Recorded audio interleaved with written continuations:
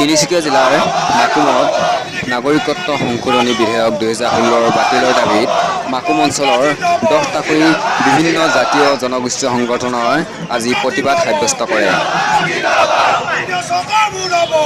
মাকুমৰ 37 নং ৰাষ্ট্ৰীয় ঘাইপথৰ এই প্ৰতিবাদ সাব্যস্ত কৰে।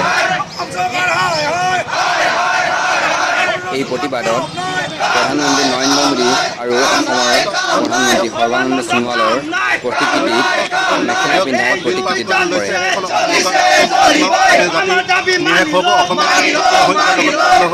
সেয়েহে আমি আজি অসমৰ সকলো জাতীয় জনগোষ্ঠী সংগঠনৰ লগতে সদৌ অসমবাসীয়ে এই আমি যাতে ভাৰত চৰকাৰক যি চক্ৰান্ত কৰিছে, ভাৰত চৰকাৰে সেই চক্ৰান্ত আমি কৰোঁ, তাৰ বাবে আমি সকলোৱে ঐক্যবদ্ধ হৈ সংগ্ৰাম কৰিব লাগিব।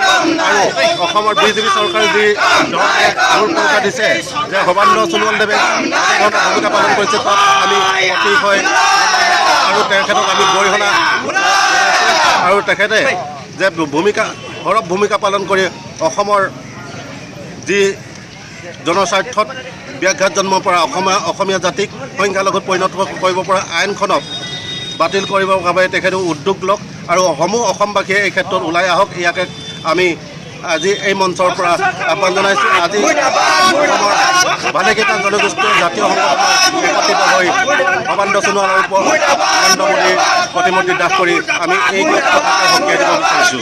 ধন্যবাদ।